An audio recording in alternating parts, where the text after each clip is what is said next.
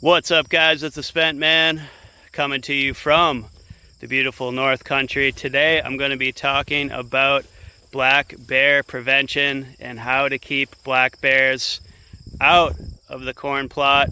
We're going to chat here.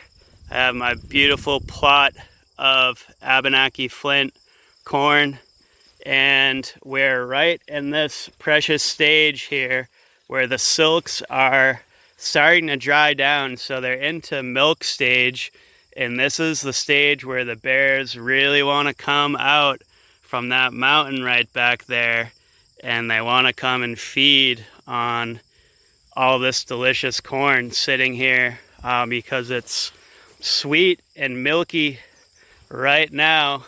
So this is the most important time to keep them out, because once they get a taste of that delicious corn, they want to just keep on coming back every night for more until it's all gone. And last year, I lost my whole corn plot. They didn't leave me one ear of corn because I bit off more than I could chew, and I was just running around like a madman and too busy to take care of everything that I planted. But this year, we're not doing that. We're keeping them out, and we're going to be grinding our corn this winter. So I'm going to jump into these steps of black bear prevention. And the first one is it's plant-based, so all you vegan hot dog eaters are going to like it. But just look at this grass around the corn plot and see how it's cut, and I'm keeping it relatively short. Last year, I didn't have a brush hog. My neighbor was nice enough to help me out, but this whole field around it was kind of grown up, and it makes the black bears feel a little more comfortable moseying on up into the corn plot, sneaking in there and eating even during the day. So the first step in the 5-layer of black bear prevention is plant-based, and it's keeping it mowed around the plot. And then I'm going to go into the second layer here, which is the electric fence, and I have this solar IntelliShock 60 from Premier One here, and this stuff is great. It's really versatile, and I put a 3-strand fence going around because 2 just isn't good enough. But we can see here, oh, I got a pretty good bite on it. And when you're using fences, it's always good enough to have the cojones to take a shock, because if it's not enough to get a black bear to reconsider what it's doing, yeah, it ain't worth a damn. But yeah, we can see here we have another plant-based trick to black bear prevention, and that is the winter squash. So last year, my corn plot was where all my weedy potatoes are. This whole field over here was all corn, and the bears hung out in that tree line over there and just walked through my fence and bear hugged the corn and dragged it back into the woods and just chowed down at their will, at their leisure.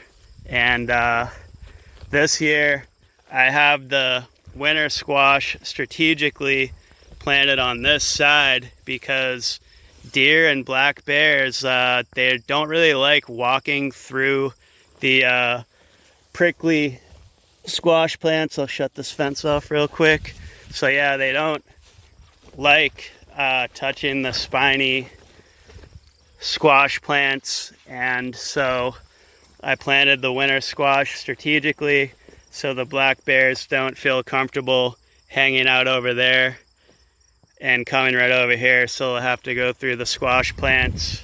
And yeah, so there's another plant-based layer for all the vegans out there. You'll like it.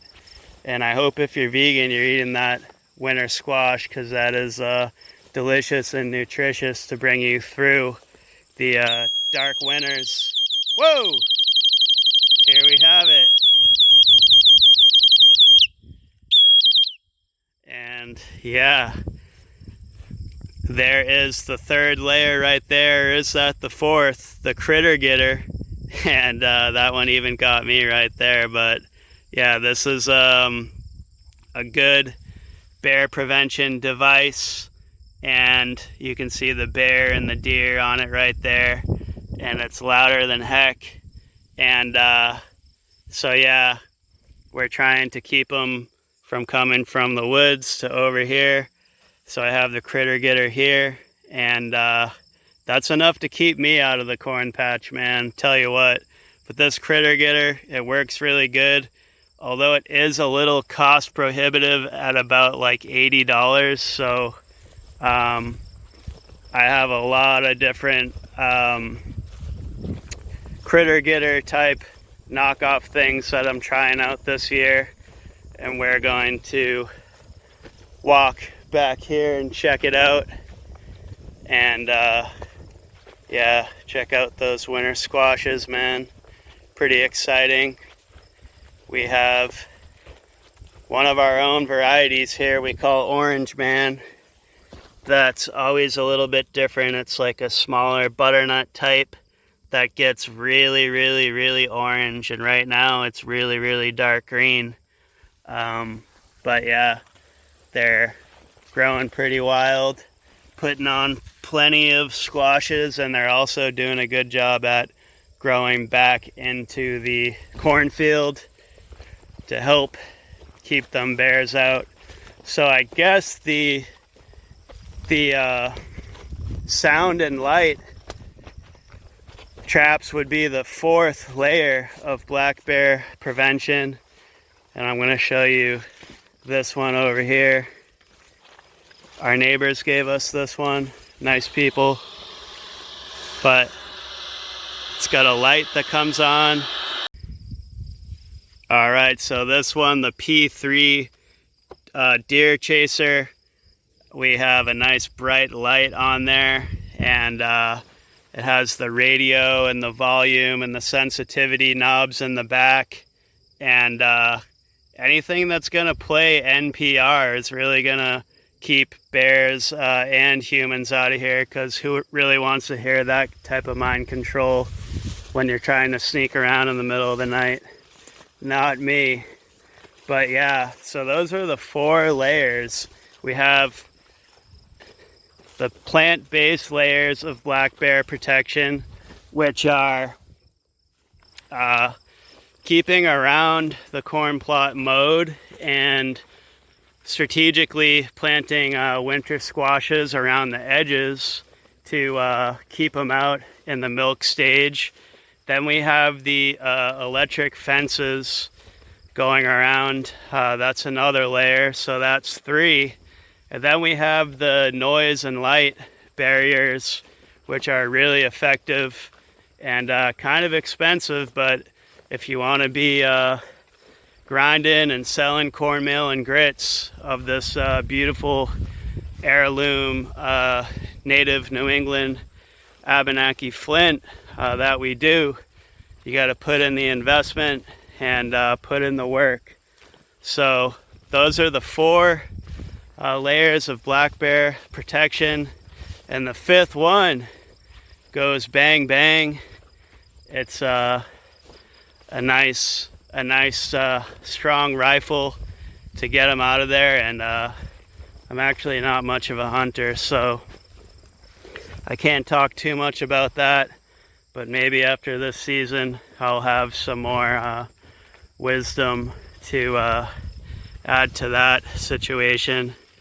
But check out this corn patch in here, and we'll show you where we're at with this Abenaki Flint corn, and we'll check it out. Here's a pretty decent ear here, but we can see this silk is drying down. We can see the pollen dried in the silk, so we have some pretty good pollination. So we're in the milk stage right now, and we need to keep the bears out of here so we can start to dry down, and our chances are a lot better at keeping the black bears out if we can keep them out in the milk stage, because they don't really want to snack on it when it's hardened and dry and not in its best state. But if they're already in here getting an easy meal during the milk stage, they're gonna just keep coming back, and they'll eat it when it's dry and hard, just because, you know, they're opportunistic, man, and that's how it goes. So yeah, guys, check it out, that beautiful Abenaki Flint, and it dries down into 3 different colors, solid ears and solid colors.